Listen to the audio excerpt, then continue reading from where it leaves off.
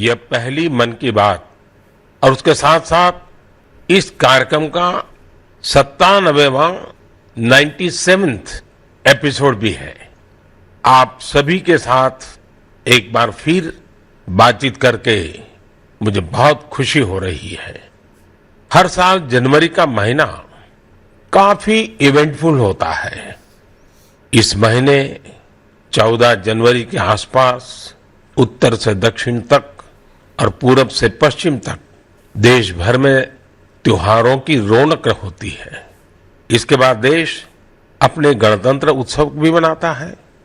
इस बार भी गणतंत्र दिवस समारोह में अनेक पहलुओं की काफी प्रशंसा हो रही है। जैसलमेर से पुलकित ने मुझे लिखा है कि 26 जनवरी की परेड के दौरान कर्तव्य पथ का निर्माण करने वाले श्रमिकों को देखकर बहुत अच्छा लगा। कानपुर से जया ने लिखा है कि उन्हें परेड में शामिल झांकियों में भारतीय संस्कृति के विभिन्न पहलुओं को देखकर आनंद आया। इस परेड में पहली बार हिस्सा लेने वाली विमेन कैमल राइडर्स और सीआरपीएफ की महिला टुकड़ी भी काफी सराहना हो रही है। साथियों, देहरादून के वत्सल जी ने मुझे लिखा है कि 25 जनवरी का मैं हमेशा इंतजार करता हूं, क्योंकि उस दिन पद्म पुरस्कारों की घोषणा होती है और एक प्रकार से 25 तारीख की शाम ही मेरी 26 जनवरी के उमंग को और बढ़ा देती है। जमीनी स्तर पर अपने समर्पण और सेवा भाव से उपलब्धि हासिल करने वालों को पीपल्स पद्म को लेकर भी कई लोगों ने अपनी भावनाएं साझा की है। इस बार पद्म पुरस्कार से सम्मानित होने वालों में जनजातीय समुदाय और जनजातीय जीवन से जुड़े लोगों का अच्छा खासा प्रतिनिधित्व रहा है। जनजातीय जीवन शहरों की भागदौड़ से अलग होता है, उसकी चुनौतियां भी अलग होती हैं। इसके बावजूद जनजातीय समाज अपनी परंपराओं को सहेजने के लिए हमेशा तत्पर रहते हैं। जनजातीय समुदाय से जुड़ी चीजों के संरक्षण और उन पर रिसर्च के प्रयास भी होते हैं। ऐसे ही टोटो, हो, कुई, कुवी और मांडा जैसी जनजातीय भाषाओं पर काम करने वाले कई महानुभावों को पद्म पुरस्कार मिले हैं। यह हम सभी के लिए गर्व की बात है। धानीराम टोटो, जानूम सी सॉय और बी रामकृष्ण रेड्डी जी के नाम अब तो पूरा देश उनसे परिचित हो गया है। सिद्दी, जारवा और ओंगे जैसे आदि जनजाति के साथ काम करने वाले लोगों को भी इस बार सम्मानित किया गया है। जैसे हीराबाई लोबी, रतन चंद्र कार और ईश्वर चंद्र वर्मा जी। जनजातीय समुदाय हमारी धरती, हमारी विरासत का अभिन्न हिस्सा रहे हैं। देश और समाज के विकास में उनका योगदान बहुत महत्वपूर्ण है। उनके लिए काम करने वाले व्यक्तित्वों का सम्मान नई पीढ़ी को भी प्रेरित करेगा। इस वर्ष पद्म पुरस्कारों की गूंज उन इलाकों में भी सुनाई दे रही है जो नक्सल प्रभावित हुआ करते थे। अपने प्रयासों से नक्सल प्रभावित क्षेत्रों में गुमराह युवकों को सही राह दिखाने वालों को पद्म पुरस्कारों से सम्मानित किया गया है। इसके लिए कांकेर में लकड़ी पर नक्काशी करने वाले अजय कुमार मंडावी और गढ़चिरौली के प्रसिद्ध झाड़ीपट्टी रंगभूमि से जुड़े परशुराम कोमाजी खुणे को भी ये सम्मान मिला है। इसी प्रकार नॉर्थ ईस्ट में अपनी संस्कृति के संरक्षण में जुटे राम कुई बांगवे न्यूमे, विक्रम बहादुर जमातिया और कर्मा वांगचू को भी सम्मानित किया गया है। साथियों, इस बार पद्म पुरस्कार से सम्मानित होने वालों में कई ऐसे लोग शामिल हैं जिन्होंने संगीत की दुनिया को समृद्ध किया है। कौन होगा जिसको संगीत पसंद ना हो? हर किसी की संगीत की पसंद अलग अलग हो सकती है, लेकिन संगीत हर किसी के जीवन का हिस्सा होता है। इस बार पद्म पुरस्कार पाने वालों में वो लोग हैं जो संतूर, बमहुम, द्वितारा जैसे हमारे पारंपरिक वाद्य यंत्र की धुन बिखेरने में महारत रखते हैं। गुलाम मोहम्मद जाज, मोआ सुपाऊ, सिंहबोर कुरकालाऊ, मुनि वेंकटप्पा और मंगल कांति राय, ऐसे कितने ही नाम हैं जिनकी चारों तरफ चर्चा हो रही है। साथियों, पद्म पुरस्कार पाने वाले अनेक लोग हमारे बीच के वो साथी हैं जिन्होंने हमेशा देश को सर्वोपरि रखा, राष्ट्र प्रथम के सिद्धांत के लिए अपना जीवन समर्पित कर दिया। वो सेवा भाव से अपने काम में लगे रहे और इसके लिए उन्हें कभी किसी पुरस्कार की आशा नहीं की। वो जिनके लिए काम कर रहे हैं उनके चेहरे का संतोष ही उनके लिए सबसे बड़ा अवार्ड है। ऐसे समर्पित लोगों को सम्मानित करके हम देशवासियों का गौरव बढ़ा है। मैं सभी पद्म पुरस्कार विजेताओं के नाम भले ही यहां नहीं ले पाऊं, लेकिन आपसे मेरा आग्रह जरूर है कि आप पद्म पुरस्कार पाने वाले इन महानुभावों के प्रेरक जीवन के विषय में विस्तार से जानें और औरों को भी बताएं। साथियों, आज जब हम आजादी के अमृत महोत्सव के दौरान गणतंत्र दिवस की चर्चा कर रहे हैं, तो मैं यहां एक दिलचस्प किताब का भी जिक्र करूंगा। कुछ हफ्ते पहले ही मुझे मिली इस बुक में एक बहुत ही इंटरेस्टिंग सब्जेक्ट पर चर्चा की गई है। इस बुक का नाम India the mother of democracy है और इसमें कई बेहतरीन एसेज है। भारत दुनिया का सबसे बड़ा लोकतंत्र है और हम भारतीयों को इस बात का गर्व भी है कि हमारा देश मदर ऑफ डेमोक्रेसी भी है।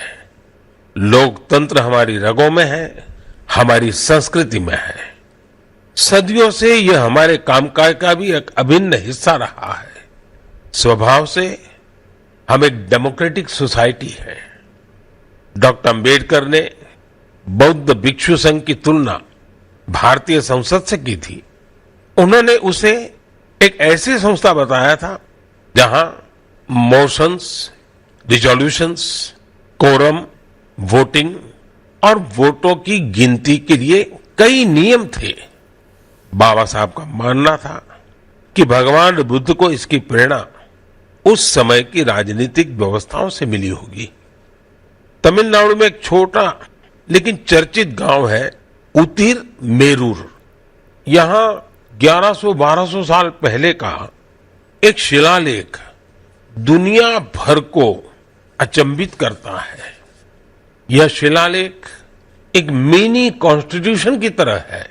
इसमें विस्तार से बताया गया है कि ग्राम सभा का संचालन कैसे होना चाहिए और उसके सदस्यों के चयन की प्रक्रिया क्या हो।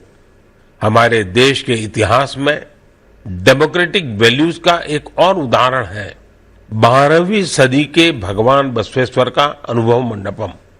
यहां फ्री डिबेट और डिस्कशन को प्रोत्साहन दिया जाता था। आपको यह जानकर हैरानी होगी कि यह माग्ना कार्टा से भी पहले की बात है। वारंगल के काकीय वंश के राजाओं की गणतांत्रिक परंपराएं भी बहुत प्रसिद्ध थी। भक्ति आंदोलन ने पश्चिमी भारत में लोकतंत्र की संस्कृति को आगे बढ़ाया। बुक में सिख पंथ की लोकतांत्रिक भावना पर भी एक लेख को शामिल किया गया है जो गुरु नानक देव जी के सर्वसम्मति से लिए गए निर्णयों पर प्रकाश डालता है। मध्य भारत की उरांव और मुंडा जनजातियों में कम्युनिटी ड्रिवन और कॉन्सेंसस ड्रिवन डिसीजन पर भी इस किताब में अच्छी जानकारी है। आप इस किताब को पढ़ने के बाद महसूस करेंगे कि कैसे देश के हर हिस्से में सदियों से लोकतंत्र की भावना प्रवाहित होती रही है। मदर ऑफ डेमोक्रेसी के रूप में हमें निरंतर इस विषय का गहन चिंतन भी करना चाहिए, चर्चा भी करना चाहिए और दुनिया को अवगत भी कराना चाहिए। इससे देश में लोकतंत्र की भावना और प्रगाढ़ होगी। मेरे प्यारे देशवासियों, अगर मैं आपसे पूछूं कि योग दिवस और हमारे विभिन्न तरह के मोटे अनाजों मिलेट्स में क्या कॉमन है, तो आप सोचेंगे ये भी क्या तुलना हुई। अगर मैं आपसे कहूं कि दोनों में काफी कुछ कॉमन है तो आप हैरान हो जाएंगे। दरअसल संयुक्त राष्ट्र ने इंटरनेशनल योगा डे और इंटरनेशनल ईयर ऑफ मिलेट्स दोनों का ही निर्णय भारत के प्रस्ताव के बाद लिया है। दूसरी बात ये कि योग भी स्वास्थ्य से जुड़ा है और मिलेट्स भी सेहत में महत्वपूर्ण भूमिका निभाता है। तीसरी बात और महत्वपूर्ण है, दोनों ही अभियानों में जन भागीदारी की वजह से क्रांति आ रही है। जिस तरह लोगों ने व्यापक स्तर पर सक्रिय भागीदारी करके योग और फिटनेस को अपने जीवन का हिस्सा बनाया है, उसी तरह मिलेट्स को भी लोग बड़े पैमाने पर अपना रहे हैं। लोग अब मिलेट्स को अपने खान पान का हिस्सा बना रहे हैं। इस बदलाव का बहुत बड़ा प्रभाव भी दिख रहा है। इससे एक तरफ वो छोटे किसान बहुत उत्साहित हैं जो पारंपरिक रूप से मिलेट्स का उत्पादन करते थे। वो इस बात से बहुत खुश हैं कि दुनिया अब मिलेट्स का महत्व समझने लगी है। दूसरी तरफ एफपीओ और एंटरप्रेन्योर्स ने मिलेट्स को बाजार तक पहुंचाने और उसे लोगों तक उपलब्ध कराने के प्रयास शुरू कर दिए हैं। आंध्र प्रदेश के नांदयाल जिले के रहने वाले केवी रामा सुब्बा रेड्डी जी ने मिलेट्स के लिए अच्छी खासी सैलरी वाली नौकरी छोड़ दी। मां के हाथों से बने मिलेट्स के पकवानों का स्वाद कुछ ऐसा रचा बसा था कि इन्होंने अपने गांव में बाजरे की प्रोसेसिंग यूनिट ही शुरू कर दी। सुब्बा रेड्डी जी लोगों को बाजरे के फायदे भी बताते हैं और उसे आसानी से उपलब्ध भी कराते हैं। महाराष्ट्र में अलीबाग के पास केनाड गांव की रहने वाली शर्मिला ओसवाल जी पिछले 20 साल से मिलेट्स की पैदावार में यूनिक तरीके से योगदान दे रही है। वो किसानों को स्मार्ट एग्रीकल्चर की ट्रेनिंग दे रही है। उनके प्रयासों से न सिर्फ मिलेट्स की उपज बढ़ी है, बल्कि किसानों की आय में भी वृद्धि हुई है। अगर आपको छत्तीसगढ़ के रायगढ़ जाने का मौका मिले तो यहाँ के मिलेट्स कैफे जरूर जाइएगा। कुछ ही महीने पहले शुरू हुए इस मिलेट्स कैफे में चीला, डोसा, मोमोज, पिज्जा और मंचूरियन जैसे आइटम खूब पॉपुलर हो रहे हैं।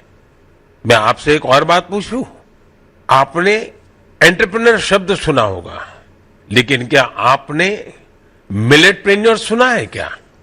ओडिशा की मिलेटप्रेन्योर्स आजकल खूब सुर्खियों में है। आदिवासी जिले सुंदरगढ़ की करीब 1,500 महिलाओं का self help group Odisha millets mission से जुड़ा हुआ है। यहां महिलाएं मिलेट से कुकीज, रसगुल्ला, गुलाब जामुन और केक तक बना रही है। बाजार में इनकी खूब डिमांड होने से महिलाओं की आमदनी भी बढ़ रही है। कर्नाटका के कलबुर्गी में Aland Bhutai millets farmers producer company ने पिछले साल Indian institute of millets research की देखरेख में काम शुरू किया। यहाँ के खाकरा, बिस्कुट और लड्डू लोगों को भा रहे हैं। कर्नाटका के ही बीदर जिले में हुलसूर मिलेट प्रोड्यूसर कंपनी से जुड़ी महिलाएं मिलेट्स की खेती के साथ ही उसका आटा भी तैयार कर रही है। इससे इसकी कमाई भी काफी बढ़ रही है।